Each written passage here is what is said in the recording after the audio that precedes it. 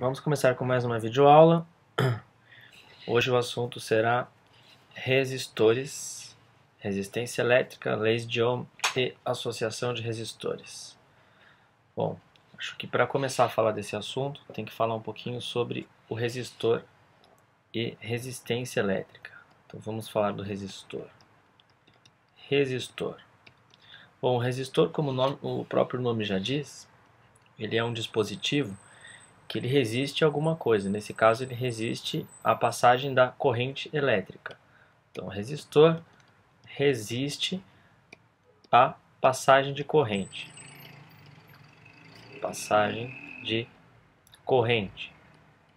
De certa maneira, a maior parte dos objetos, dos materiais do nosso dia a dia resistem à passagem de corrente elétrica. Mas os resistores mais usados no nosso dia a dia são feitos de metal. Cobre, principalmente, é o que tem maior uso no nosso dia a dia. Então, o resistor resiste à passagem de corrente. Corrente, para a gente relembrar um pouco aí, é medida em ampere. Ampere. O ampere nada mais é do que uma contagem do número de cargas elétricas que está passando. Cada 1 ampere equivale a 1 coulomb de carga por segundo. Então, uma corrente de 1 ampere, 1 coulomb por segundo. 2 amperes, 2 coulombs por segundo. E assim por diante. Bom, vou dar um exemplo de um resistor que está bastante presente no nosso dia a dia, que seria uma lâmpada. Uma lâmpada de filamento. Lâmpada incandescente, lâmpada quente, não essas lâmpadas fluorescentes brancas. Eu estou falando da lâmpada amarela. Então, uma lâmpada, ela tem lá no meio um filamento. Esse filamento se comporta como um resistor. Então, vou fazer o filamento de uma lâmpada aqui. Faz de conta que seja esse aqui. E eu vou estabelecer nos terminais desse filamento o que a gente chama de diferença de potencial, que a gente vai voltar a falar depois. Essa diferença de potencial em volts é o que vai originar o movimento das cargas elétricas, ou seja, é o que vai fazer com que passe aqui nesse condutor uma corrente. Então, se eu tenho uma corrente a gente representa pelo símbolo I. Se eu tenho uma corrente passando por esse resistor, dependendo do formato desse resistor, dependendo do material que ele é feito, eu vou ter uma resistência maior ou menor à passagem das cargas. E existe também uma unidade de medida para essa resistência à passagem das cargas. Internamente, aqui dentro desse condutor, o que acontece? Então, vamos fazer o seguinte, a gente vai dar uma ampliada nesse condutor. Digamos que eu pegasse um pedacinho desse condutor e fizesse um corte numa seção transversal do meu fio. Então aqui eu tenho uma seção transversal do fio. Esse fio, ele é feito de um metal. Os condutores, a maior parte dos condutores do dia a dia são metais. Esse metal, obviamente, ele é feito de átomos. Esses átomos, eles têm núcleos bem definidos, e esses núcleos dos átomos, eles têm uma massa muito grande, que é onde ficam os prótons e os nêutrons. É a parte que é estática nos condutores, a parte que não se move, é o núcleo dos átomos. Em volta do núcleo dos átomos a gente tem eletrosfera, onde ficam os elétrons, e esses elétrons, no caso dos condutores, são os elétrons livres, aqueles que conseguem se movimentar. Enfim, quando eu estabeleço essa diferença de potencial, eu faço com que os elétrons livres que estão permeando o material do condutor possam fluir ordenadamente de um lado para o outro, de uma extremidade para outra desse condutor. E quando eu estabeleço também essa diferença de potencial, essa corrente elétrica, esses elétrons eles começam a fluir e vão batendo no núcleo desses átomos. Não é essa passagem dos elétrons através do material condutor, ela não é livre, ele não vai 100% em linha reta. O que acontece? O elétron ele pode bater num núcleo, ele volta, colide com outro, volta, colide com outro, e assim vai fazendo um monte de colisões no interior desse material. Cada uma dessas colisões libera energia, e essa energia é liberada na forma de calor. Então, cada colisão que libera calor, esse calor a gente pode falar que é o efeito Joule. Efeito Joule nada mais é do que a liberação de calor num resistor devido à passagem de corrente. Então, do que depende essa resistência de cada material? Depende, obviamente, do número de átomos que eu tenho aqui. Quanto mais átomos eu tiver, maior vai ser a resistência.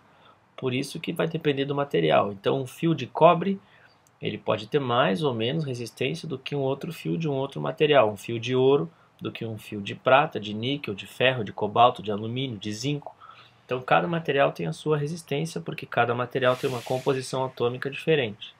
O que mais pode interferir nessa resistência à passagem da corrente? O tamanho do fio.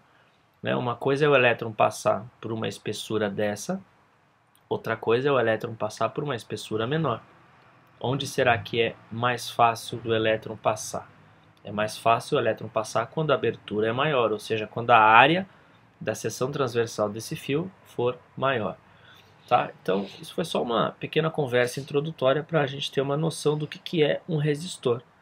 Tá? É alguma coisa, algum material, na maior parte das vezes, um condutor metálico, porque os condutores metálicos eles têm muitos elétrons livres, e esses condutores, cada um resiste de maneira diferente à passagem de corrente. Isso é resistência. Qual a utilidade disso? Liberar calor. Então, isso daqui pode ser a resistência de uma lâmpada, que além de liberar calor, também produz luz. Essa resistência pode ser a resistência de um chuveiro, que libera calor para o aquecimento da água. Pode ser a resistência de um ferro de passar roupa, que precisa liberar calor. Pode ser a resistência de um aquecedor. Pode ser a resistência de um forno elétrico e assim por diante. Tem uma infinidade de utilidades aí. Vamos falar um pouquinho mais então dessa resistência, que é a grandeza física que a gente quer estudar nesse caso. Então, a resistência elétrica. Resistência. A gente vai representar a resistência pela letra R e o símbolo da unidade de medida vai ser a letra grega ômega. Esse ômega a gente vai ler ohm, O-H-M, tá? Simplesmente assim. Então, um fio tem uma resistência de 2 ohms. Um fio tem uma resistência de 3 ohms e assim por diante. Bom, vamos lá. Relacionado ainda a essa resistência, a gente tem a primeira e segunda leis de Ohm, que é um dos assuntos principais aí dentro da eletrodinâmica, tá? Então, vamos às leis de Ohm. Primeira lei de Ohm. A primeira lei de Ohm é bem tranquila. Ela vai falar simplesmente do comportamento de um resistor de acordo com a corrente que passa através dele. Então, vamos fazer o seguinte experimento mental. Digamos que eu tenho aqui um resistor. Aliás, o resistor, para a gente não ter que ficar desenhando em cada exercício uma lâmpada, um chuveiro, um ferro de passar ou, sei lá, qualquer coisa mais específica, a gente usa um desenho para representar que a gente tem um resistor. E esse desenho é algo parecido com isso, tá? Uma cobrinha, alguma coisa rabiscada assim, representa um resistor. E esse resistor tem uma certa resistência R. Pronto, aqui está o nosso resistor ligado em 2 terminais, tá? Uma das extremidades do resistor é por onde entra a corrente, a outra extremidade é por onde sai a corrente elétrica. Então, do que vai falar a primeira lei? Digamos que eu tenha um determinado resistor, esse mesmo, e eu submeto no meu laboratório esse resistor a várias correntes diferentes, certo? Então, eu tenho um equipamento lá para isso, vou atribuir para esse resistor uma corrente de 1 ampere. Quando eu atribuo para esse resistor uma corrente de 1 ampere, eu vejo lá que no meu amperímetro está marcando 1, e eu vou medir também outra coisa, eu vou medir a diferença de potencial, U. Eu vou falar mais desse U adiante, tá? Então, I em amperes, U é em volts. Então, eu submeto esse meu resistor a uma corrente de 1 ampere e digamos que ele marque lá uma DDP, um valor U de 10 volts. 10 volts. O que significa isso? Quando esse meu resistor é percorrido por uma corrente de 1 ampere, ele está tendo uma diferença de potencial de 10 volts. Por enquanto, o que a gente pode imaginar que seja esse 10 volts? Não pode ser simplesmente uma letra ou uma unidade de medida decorada, volts. É legal entender de onde vem. Então esse ampere vem dos coulombs por segundo, né? Quantidade de carga que está passando, né? A carga que cada elétron leva de acordo com o tempo. O que é esse volts? Esse volts, ele representa, de certa maneira, a energia que eu tenho antes da carga entrar no resistor e depois dela entrar no resistor. Então, rapidamente, esses 10 volts aqui, a gente pode escrever como sendo 10 joules por coulomb. Né? O volt é a mesma coisa que joule por coulomb. Então, o que significa 10 volts? Significa que o meu elétron, não necessariamente o elétron, mas um coulomb de carga que esteja passando aqui, está deixando dentro do resistor, está perdendo para ele, através das colisões, 10 joules de energia. Então, 10 joules para cada coulomb de carga que está atravessando. Tá? Então, para 1 ampere, eu tenho um gasto de energia de 10 joules por coulomb. Aí eu vou lá e submeto esse meu resistor a uma corrente de 2 amperes. Aí eu vou lá e observo que eu tenho um valor U de 20 volts. Isso eu estou fazendo de acordo com um experimento que a gente imagina que esteja acontecendo. Eu vou lá e coloco 3 amperes de corrente. Aparece 30 volts de diferença de potencial. E aqui já dá para observar que eu tenho alguma regularidade, né? Para esse mesmo resistor, quando submetido a cada corrente, eu tenho algumas DDPs específicas, mas dá para entender o que está acontecendo, né? Para cada ampere, 10 volts. Então, 2 amperes, 20 volts, 3 amperes, 30 volts e assim por diante. O que isso significa? Significa que existe uma relação entre I e U, uma relação fixa. E esse valor que está relacionando, quer dizer, essa grandeza ou essa coisa que está por trás disso, na verdade, é a própria resistência. Essa resistência ela é fixa para um determinado material. Por quê? Porque um determinado material, uma vez que eu sei que ele é feito de, vamos supor, cobre, ele não vai mais mudar, ele é feito de cobre sempre. Então ele é feito de um material, ele tem uma certa forma geométrica, um certo comprimento, um certo raio da seção transversal. Então todas essas características sendo fixas vão fazer com que o comportamento desse R seja sempre o mesmo, né? Proporcional à corrente e à DDP. Quer dizer, esses dois são diretamente proporcionais.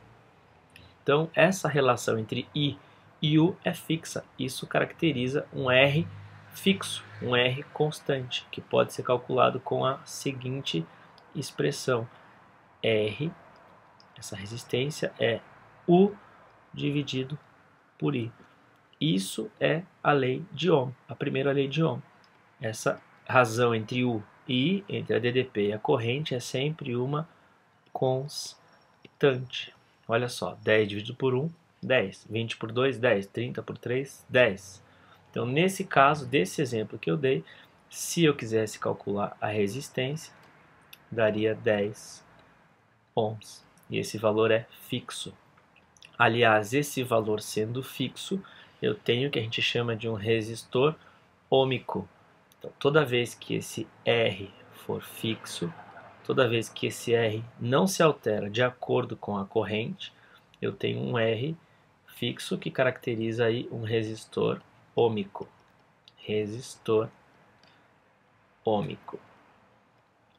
Existem resistores que não são ôhmicos, ou seja, de acordo com a corrente, eu vou ter uma DDP diferente, eu vou ter um R diferente. Mas por que acontece isso? Porque em alguns resistores, de acordo com a passagem de corrente, com o aumento do efeito Joule, eu tenho dilatação. Então o tamanho dele muda, alterando essas características geométricas do fio, fazendo com que ele não seja mais ôhmico. Mas isso é muito raro de acontecer em exercício, em provas de física, tá? Então, na maioria dos casos, vocês vão estar trabalhando aí com resistores ôhmicos, onde esse R não muda. Esse R igual a U sobre I, na verdade, é mais conhecido como U igual a R vezes I, que nada mais é do que essa mesma razão escrita de maneira diferente. Então, U igual a R vezes I é a formulinha aí, a expressão que traduz a primeira lei de Ohm, tá? A DDP, ou seja, a energia gasta no resistor, dissipada por ele em função do I, é dada por U igual a R vezes I. Vamos falar mais um pouquinho sobre essa primeira lei de Ohm. Então, falou em primeiro a lei de Ohm, a gente vai usar U igual a R vezes I. Esse R a gente está supondo como sendo a nossa constante, porque o nosso resistor é ômico, e aqui eu tenho uma função do primeiro grau, onde U varia com I. Por isso que a gente pode falar o seguinte, que se eu fizer um gráfico de U em função de I para um resistor que é ômico, eu vou ter uma função do primeiro grau crescente, onde o meu coeficiente linear é 0, passa pela origem, e eu tenho uma função do primeiro grau crescente, né? Por isso que eu faço essa reta crescente, e isso aqui é chamado de curva característica do resistor ômico, tá? Curva característica, ou seja, essa curva, esse gráfico representa um resistor ômico. Curva característica do resistor. Óbvio, do resistor ômico. E se o resistor não for ômico? Aí não vai ser uma reta. Aí quer dizer que esse R não é uma constante, tá? Essa equaçãozinha, U igual a R vezes I, a gente vai usar bastante daqui para frente. Vamos falar um pouquinho aí então da segunda lei de Ohm. A segunda lei de Ohm, na verdade, ela não pode ser dissociada da primeira. Ela fala sobre algumas coisas que eu já comentei, só que mais especificamente. Então a segunda lei de Ohm, ela vai falar do que depende a resistência de um fio, de um material condutor. A gente já conversou, depende do material de que ele é feito e de sua forma geométrica. Então vamos lá. Se eu quiser calcular a resistência de um fio, vou fazer aqui um fio condutor, e esse fio condutor, vou dar uma ampliada nele. Digamos que eu tenho um fio cilíndrico, que é o que acontece na maioria das vezes.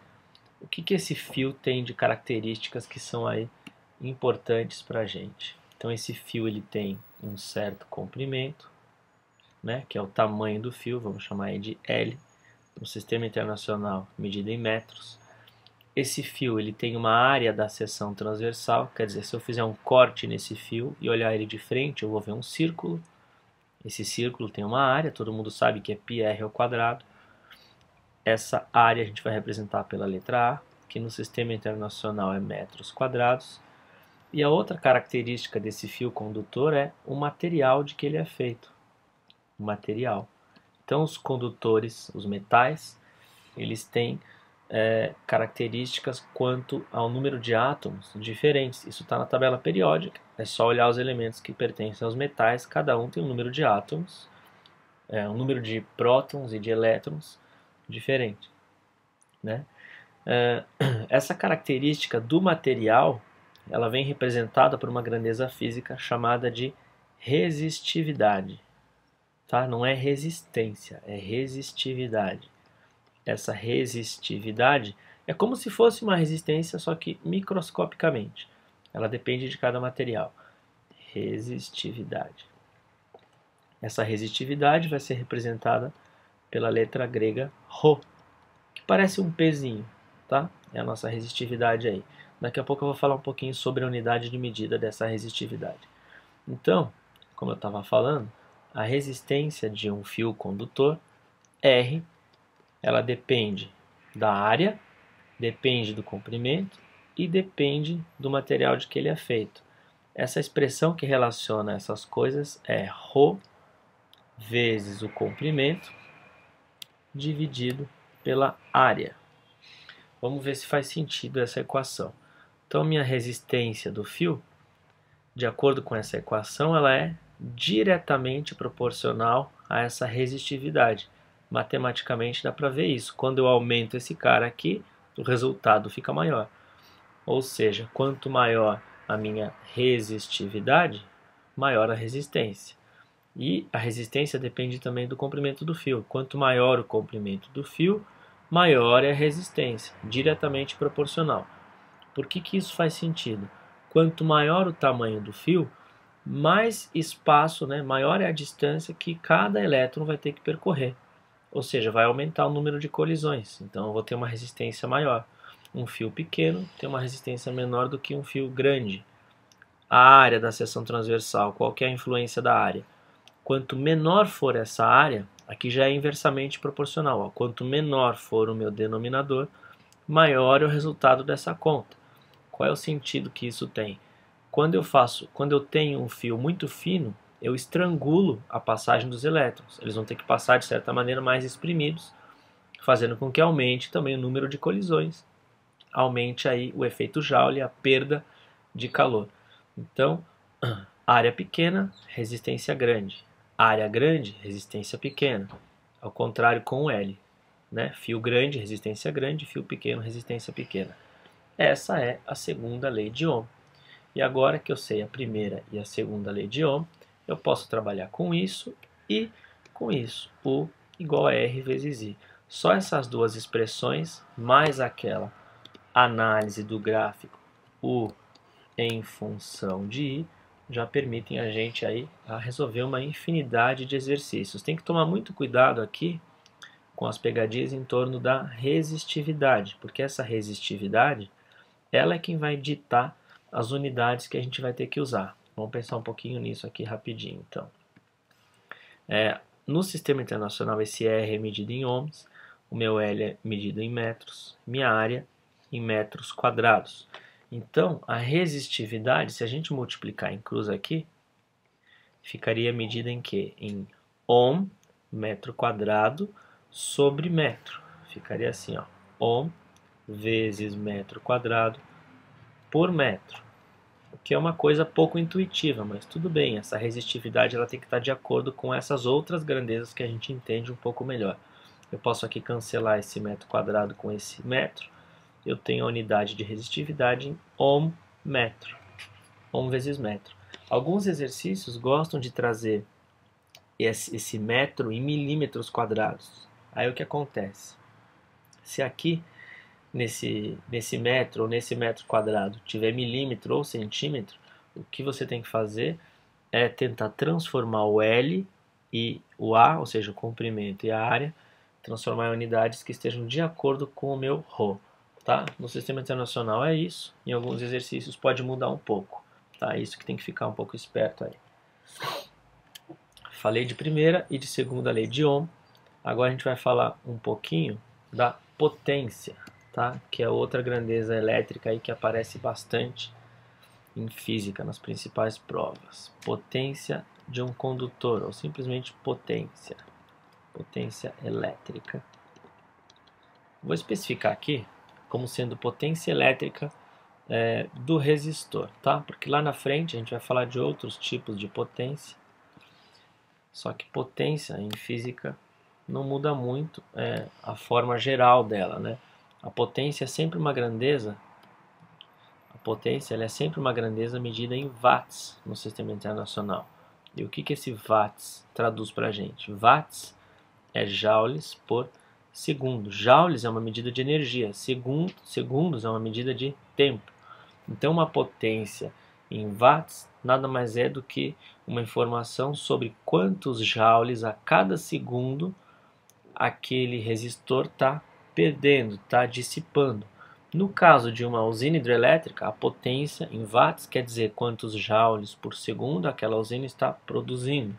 Então a potência ela pode ser tanto para a energia produzida quanto para a energia perdida.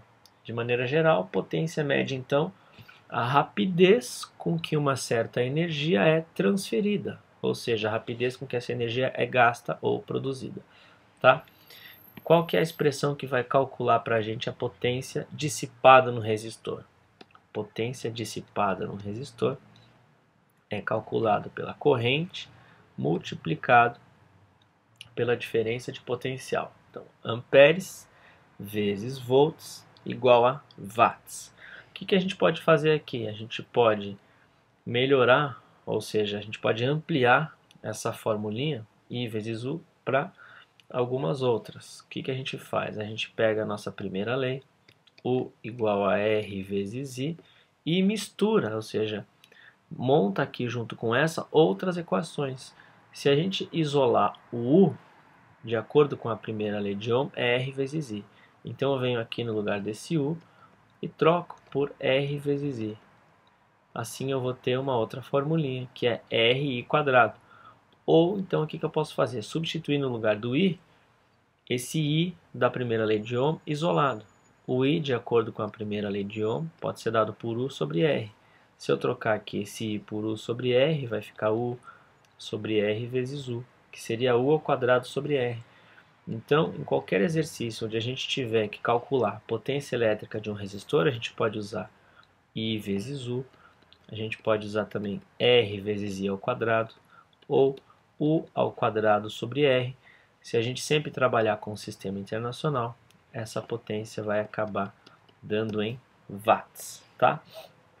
Aqui não tem muita conversa, muita teoria envolvida, realmente é saber a fórmula que calcula a potência, saber o que significa essa potência e fazer muito exercício, tá? Continuando. Vamos falar um pouquinho sobre a associação de resistores. Associação de resistores. O que significa uma associação de resistores? Uma associação de resistores são vários resistores conectados. E eu posso conectar esses resistores de várias maneiras. Então, vou fazer um pequeno exemplo aqui. Digamos que aqui eu tenho um pedaço de fio, eu conecto aqui um resistor, um outro pedaço de fio, eu conecto aqui um resistor, um outro pedaço de fio, aí esse fio se divide, eu ligo aqui mais um resistor, aqui em cima outro, depois o fio se junta, eu ligo outro resistor e assim por diante. Eu posso fazer isso de várias maneiras diferentes. Eu posso colocar aqui em vez de 2, 3, aqui em vez de 2 eu posso colocar 5. E eu quero estudar essa associação, Qual é o comportamento dela? Será que a corrente elétrica que passa aqui nesse primeiro é a mesma que passa aqui no final? Enfim, o que isso me traz de informação? Muita gente deve estar se perguntando, ou pelo menos se questionando, a questão desse fio que eu liguei aí. Por quê? Onde que tem resistor nessa figura? A princípio, de acordo com o que eu mostrei, eu tenho um resistor aqui, um resistor aqui, um resistor aqui, outro aqui, outro aqui. Então eu teria nesse exercício 5 resistores. Mas eu acabei de mostrar que todo fio condutor de um material que é metálico se comporta como um resistor. Então na verdade eu teria mais resistor, Eu teria um resistor nesse pedaço de fio, isso também seria um resistor. Nesse outro pedaço de fio, quer dizer, cada pedacinho de fio que está ligando esses resistores também seria um resistor. Então, na verdade, aqui eu teria um monte de resistor, tudo é resistor, Fio, resistor, fio, resistor, fio, resistor. Na verdade, tudo isso é um resistor só, porque é tudo metal, Aqui eu estou especificando um resistor que pode ser uma lâmpada, pode ser um chuveiro, pode ser um ferro de passar e assim por diante. O que acontece é que nos exercícios, sempre você tem, ou pelo menos deveria ter no enunciado, alguma coisa dizendo que esse fio é um fio ideal. O que seria um fio ideal? Um fio ideal é um fio que não existe, por isso que ele é chamado de ideal. Um fio ideal é um fio que supostamente não resiste à passagem de corrente. É um fio que não tem resistência. Senão não daria para eu fazer esse tipo de figura e supor que eu só tenho resistor aqui entre os fios. Certo? Então, fio ideal não tem resistência. Como que seria essa minha associação de resistores se eu fosse representar ela no mundo real? Eu teria aqui um pedaço de fio, aí aqui eu conecto uma lâmpada, depois tem outro pedaço de fio, eu conecto outra lâmpada. Eu uso lâmpada porque é sempre mais fácil da gente pensar. Depois eu tenho um pedaço de fio que se divide em dois, eu tenho outra lâmpada, aqui embaixo também, e assim por diante. Eu vou conectando o que eu quiser nesse meu circuito. Então, nesse filamento que eu tenho dentro da lâmpada, esse filamento que eu tenho aqui dentro da lâmpada é o que eu vou chamar nesse exercício de resistor. E o resto dos fios? Não é que eles não resistem, a gente simplesmente vai ignorar a resistência que esses fios têm, por isso que eles são chamados de ideais, tá? Então, esse primeiro fio tem uma resistência zero, esse segundo também.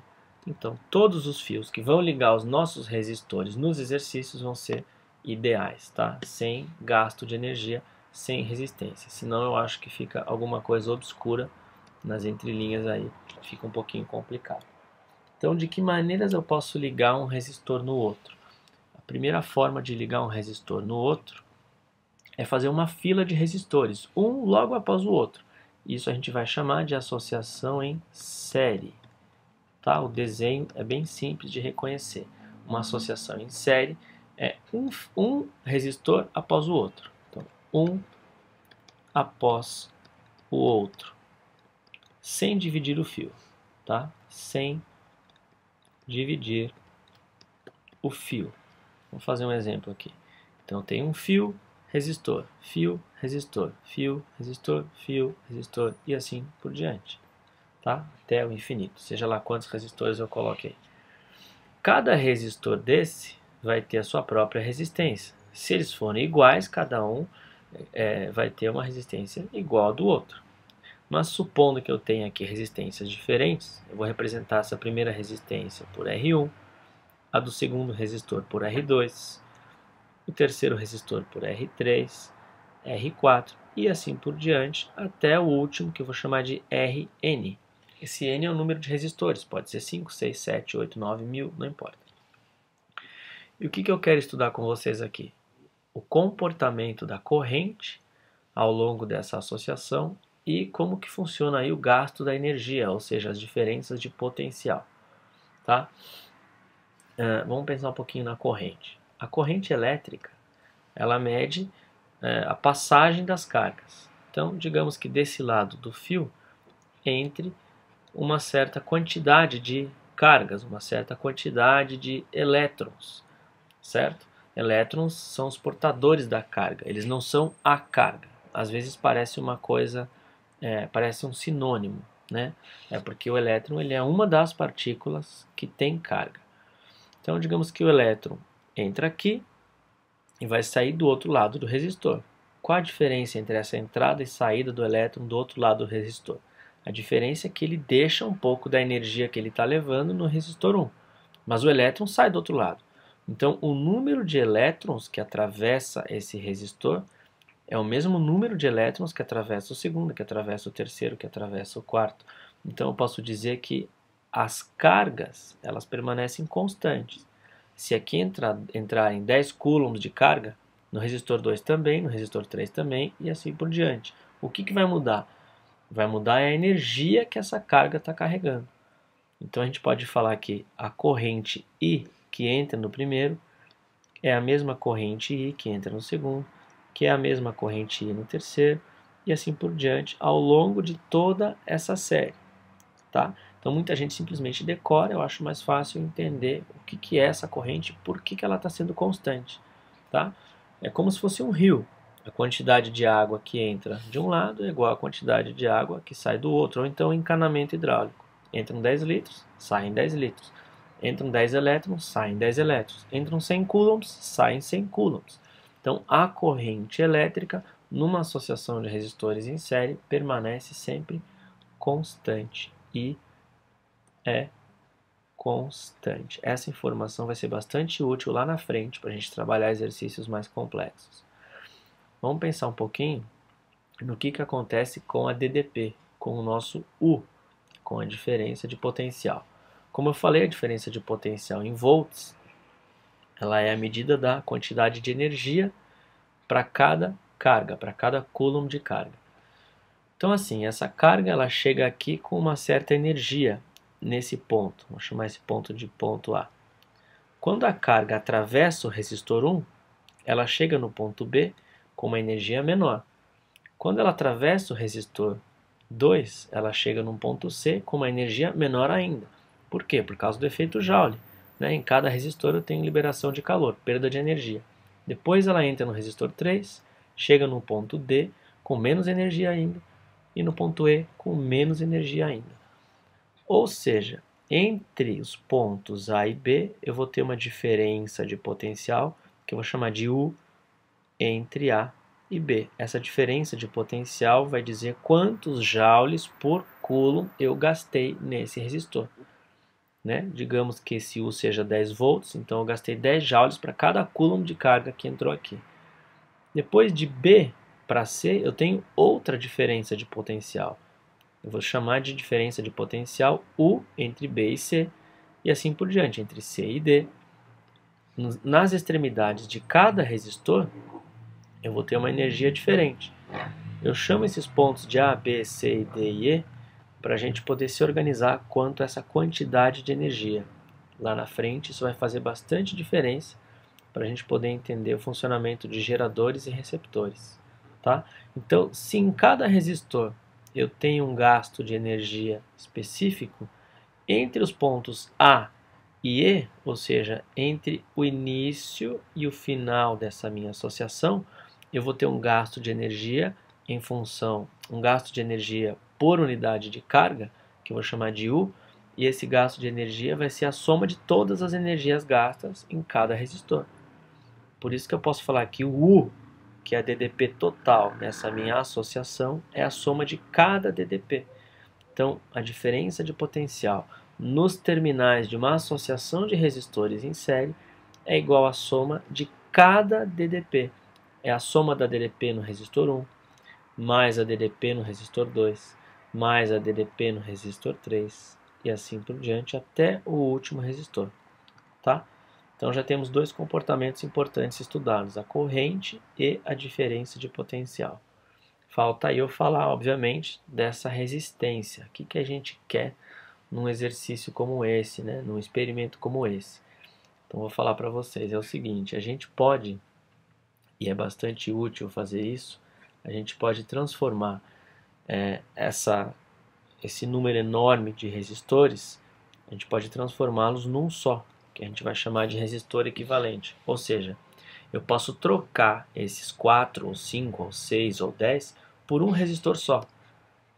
Então imagina que eu tenho aqui 20 lâmpadas. Eu posso trocar essas 20 por uma só que desempenha o mesmo papel delas, que tem exatamente o mesmo gasto de todas elas. E essa resistência que eu vou trocar por todas essas, eu vou chamar de resistência equivalente, REQ. Por enquanto parece que não é tão útil, mas vai ser bastante útil para a gente resolver alguns exercícios logo logo. Então essa resistência equivalente aqui é a resistência que eu uso para fazer o mesmo trabalho que todas essas fazem ao mesmo tempo. Como que é que eu calculo essa resistência equivalente? Quantos ohms tem que ter uma resistência que eu possa trocar por todas essas? Isso eu vou tirar de onde? Eu vou tirar dessa relação da energia. É bem simples esse cálculo. Ó. A DDP-U para essa resistência equivalente é a DDP total, já que eu quero que desempenhe o mesmo trabalho. Como se eu trocasse aqui ó, entre os pontos A e E, é como se eu colocasse esse resistor assim. Ó. Eu tiro aqueles 4 e coloco um só entre A e E. Entre A e E, a gente já viu que a gente tem uma DDP total, que é esse U aqui. De acordo com a primeira lei de Ohm, eu relaciono U, R e I da seguinte maneira. Ó. U é igual a resistência equivalente vezes a corrente que passa na minha série. Certo? Então a DDP total seria a resistência total, que é o R equivalente, vezes I. A DDP no meu primeiro resistor seria a resistência desse resistor vezes a corrente, que é a mesma, mais a resistência do segundo vezes a corrente, e assim por diante, até chegar no último, que tem uma resistência Rn vezes a corrente. Matematicamente, a gente vê que esse I é fator comum para todo mundo, e a gente chega numa expressão para a nossa resistência equivalente na associação em série, que é dada pela soma de todas as resistências. R1 mais R2 mais R3 mais R4 até o último resistor. Certo? Então é isso que vocês precisavam saber sobre a associação de resistores em série. Relembrando, corrente constante, resistência equivalente é a soma de todos e a DDP também é a soma de todos. Tá? Nosso último tópico aqui nessa aula, então, vai ser a associação de resistores em paralelo. Tá? Em paralelo. Essa associação em paralelo, apesar do nome levar a gente a pensar no paralelo geométrico, o que é um paralelo? Retas paralelas em geometria. São retas, duas ou mais retas, que têm a mesma inclinação. Então essas duas retas são paralelas.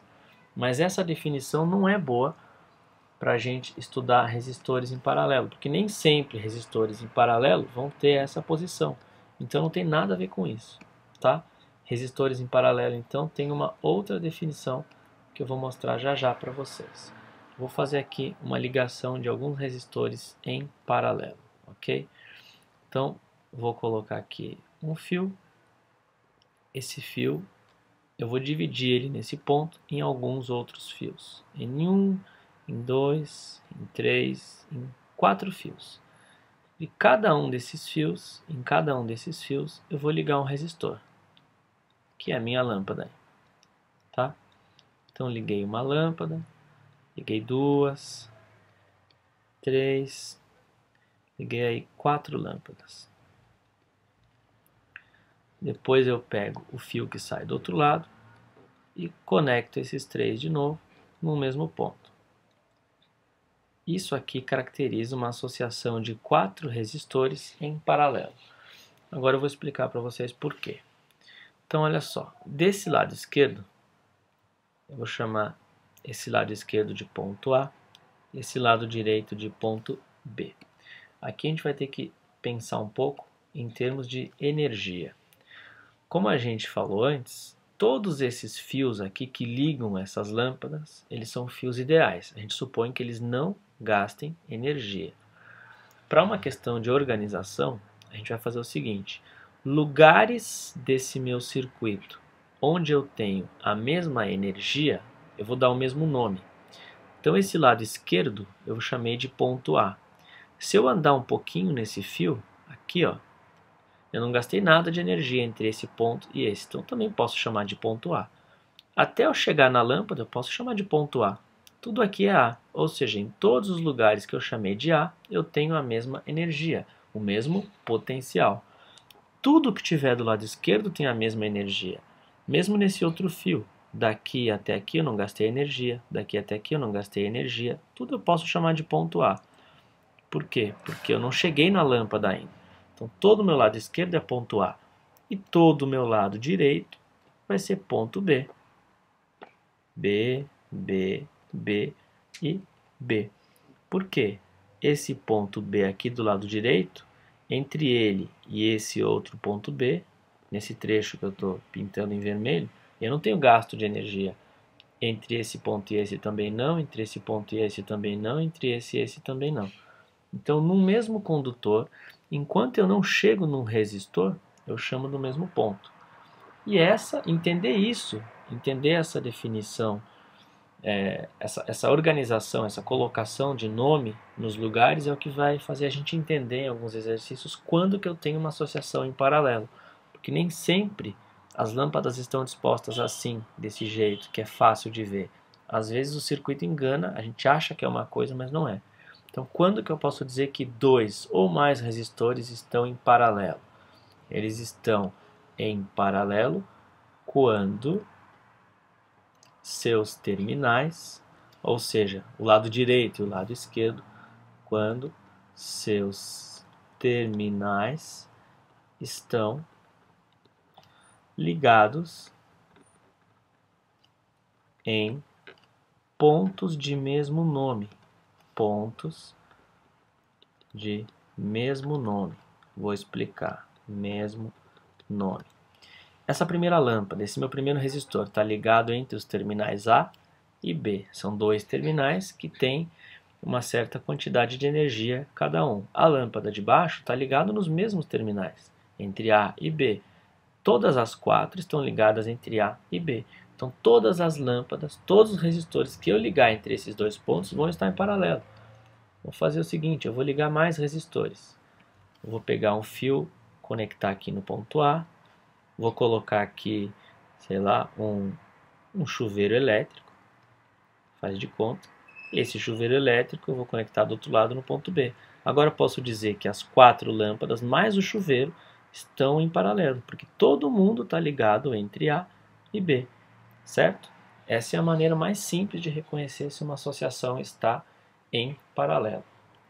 Bom, agora a gente vai tentar formalizar um pouco isso com os símbolos corretos, porque ninguém vai ficar desenhando lâmpada e chuveiro nos exercícios. Então, de novo, minha associação em paralelo. Eu vou ter aqui um fio. Esse fio ele vai se dividir em 2 ou mais. Então aqui eu tenho um fio de cima com um resistor, um outro fio com outro resistor, um outro pedaço de fio com outro resistor, e isso não tem fim, eu posso ligar quantos eu quiser aqui. Mais um resistor aqui, ok? Do outro lado eu conecto todos esses fios de novo, e esse meu circuito continua, né? Eu vou ligar isso nas extremidades de uma pilha para essas lâmpadas poderem funcionar. Então a gente fala que aqui em cima eu tenho um resistor 1, resistor 2, um resistor 3 e N resistores, ou seja, aqui eu tenho um resistor N. O que a gente vai estudar de novo? Como que se comporta a corrente, como que se comporta a energia, ou seja, a diferença de potencial, e como que se comporta a resistência equivalente desses resistores. Do lado esquerdo eu terei uma corrente, que eu vou chamar de corrente I. Essa corrente mede o número de cargas que está entrando. Quando essas cargas chegam nesse ponto, esse ponto é um ponto onde o fio se divide em outros. Esse ponto a gente chama de nó. Então, quando essas cargas chegam nesse ponto, elas não têm uma preferência de caminho, elas vão se dividir. Um pouco dessas cargas, ou seja, um certo número de elétrons vai para o resistor 1, um certo número de elétrons vai para o 2, um número de elétrons vai para o 3 e o restante vai para o último, até chegar no último resistor.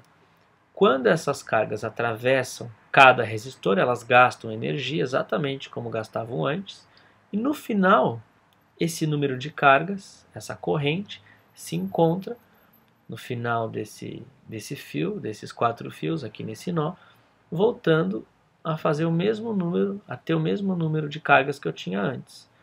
Só que eu não sei se essa corrente se divide igualmente, se vai a mesma parte para o 1, para o 2, para o 3, para o 4, assim por diante. Na verdade, isso vai depender de cada resistor. É um pouco intuitivo. Onde essa resistência for menor, eu vou ter uma corrente maior. Vão ter mais elétrons, mais cargas passando, né? Devido àquilo que a gente já tinha discutido antes na segunda lei de Ohm. Então, se eu não sei se essas correntes são iguais, aqui em cima eu vou chamar de corrente 1, no fio 2, corrente 2, corrente 3, até a última corrente. Então é fácil perceber que a corrente aqui já não é mais constante em cada resistor como era na série. Aqui eu posso falar que a corrente total no meu circuito, nesse pedaço de circuito pelo menos, é a soma de cada corrente em cada resistor. I1 mais I2 mais I3 até chegar no último, IN, certo? Agora a gente vai ver o que acontece com a questão da energia. Vou fazer o seguinte, do lado esquerdo eu vou chamar de novo de ponto A, do lado direito eu vou chamar de ponto B. Então, todo o lado esquerdo, em cada pedaço do fio que eu pegar do meu lado esquerdo, eu vou ter um pontinho que é A.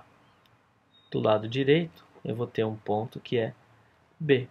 B, aqui é B, B e B. Todos esses resistores estão ligados entre os pontos A e B. Ou seja, todos eles estão submetidos à mesma diferença de energia. Todos eles têm a mesma diferença de potencial, que é a diferença de potencial entre A e B. Quer dizer o quê? Isso quer dizer que em cada resistor eu vou gastar a mesma quantidade de energia para cada coulomb de carga. São os mesmos joules por coulomb, que são os meus volts. Tá? Então isso também caracteriza uma associação em paralelo, ter a mesma diferença de potencial. Então o U é uma constante na associação de resistores em paralelo, ok? Não quer dizer que aqui eu gastei a mesma quantidade de energia. Isso vai depender da corrente. Então, ter a mesma DDP quer dizer que eu gastei a mesma quantidade de energia para cada coulomb que está passando. Então, se no resistor 1 passarem mais coulombs, vou gastar mais energia, obviamente. Mas os joules por coulomb vão ser iguais. Então, tem os mesmos volts para cada um desses resistores. E caso eu queira descobrir a resistência equivalente, ou seja, eu quero trocar todos esses resistores por um só que faça a mesma coisa que todos eles. Eu vou chamar esse resistor de resistor equivalente. É como se eu colocasse entre os pontos A e B um cara só. Então vou repetir aqui os dois pontos, A e B. Eu estou simplesmente trocando aqueles resistores por um só. Como que se comporta esse um só? Bom, aqui vai entrar uma certa corrente, que é a corrente do meu circuito. Entre A e B eu vou ter uma certa DDP, que é a mesma que eu tenho em cada um. E o que vai acontecer com a minha resistência? Eu vou lá para aquela expressão da corrente lá em cima. E no lugar de cada I, eu vou usar a minha primeira lei de Ohm. De acordo com a primeira lei de Ohm, I é igual a U sobre R. Então, no lugar da corrente do meu circuito, I, eu vou colocar U sobre resistência equivalente. No lugar do meu I1, eu vou colocar DDP no resistor 1, que é U também, porque é paralelo, sobre a resistência 1. E assim por diante, mais U sobre a resistência 2, até eu chegar no meu último resistor. Matematicamente, eu cancelo esse U, porque é um fator comum, e eu tenho a seguinte expressão. 1 sobre a resistência equivalente é igual a 1 sobre a resistência 1 mais 1 sobre a resistência 2 até eu chegar na minha última resistência, Rn. Então, essa última expressão aqui é a expressão que vai permitir a gente calcular a resistência equivalente numa associação de resistores em paralelo, ok? Então, as três coisas de novo. A corrente em paralelo é a soma de todas as correntes, a DDP é sempre a mesma, e a resistência equivalente a gente calcula com essa expressão monstro. Essa expressão funciona sempre, essa última expressão, mas eu vou dar algumas dicas aqui. Já estou chegando no final dessa pequena aula. Essas dicas que eu vou dar é quanto ao cálculo da resistência equivalente para uma associação em paralelo. Paralelo. É o seguinte, sempre dá para usar aquela expressão. 1 sobre R igual a 1 sobre R1 mais 1 sobre R2, mas em alguns casos, dois casos especificamente, a gente pode fazer de uma maneira mais simples. Primeiro caso, quando você tem dois resistores em paralelo. Dois resistores em paralelo. Então, vou pegar um exemplo aqui. Resistor 1 conectado ao resistor 2. E esses dois estão em paralelo, ou seja, estão conectados a pontos de mesmo nome, né? Ponto A e ponto B. Se eu quiser calcular a resistência equivalente entre esses dois, eu simplesmente posso fazer o produto das resistências, R1 vezes R2, sobre a soma dessas resistências, R1 mais R2. Tá? Isso aqui é um pequeno truque, não tem muita explicação científica por trás disso, mas ajuda bastante. De onde vem isso? Façam o seguinte teste. Usem aquela expressão 1 sobre R igual a 1 sobre R1 mais 1 sobre R2 para esse caso específico. Vocês vão chegar nessa fórmula e eu acho que essa formulinha é muito mais prática no caso de dois resistores do que fazer aquela expressão toda que tem que ter um MMC, enfim, pode se tornar meio chato. Isso você pode fazer de cabeça em vários exercícios. Faz o produto, dividiu pela soma, pronto, já tem a resistência equivalente. Só pode usar quando a gente tiver dois resistores em paralelo. Quando tiver três, não adianta multiplicar os três e somar os três, porque não vai dar certo. Segunda dica aqui para resistores em paralelo. Quando eu tiver um certo número N resistores, mas esses resistores têm que ser iguais. O que eu quero dizer com iguais? Iguais, idênticos, tá? Então eu tenho aqui um resistor, 2, 3, N resistores, tá? Todos eles em paralelo. Só que eu tenho que ter todos iguais, tá? Então o primeiro resistor R, o segundo R, o terceiro R, o quarto, o quinto, todos eles iguais a R.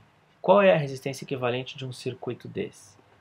simples. A resistência equivalente vai ser R, que é a resistência de qualquer um, dividido pelo número de resistores. Bem simples, tá? Também dá para provar facilmente essa expressão utilizando aquela primeira, para esse caso específico. Ok? Bom, isso aqui é só uma dica. E pode ajudar e vai ajudar bastante quando eu for fazer exercícios com vocês. Aliás, logo logo devo estar postando uma videoaula só com exercícios de primeira, segunda lei de Ohm e associação de resistores, ok? Acho que é isso por hoje. Até a próxima videoaula.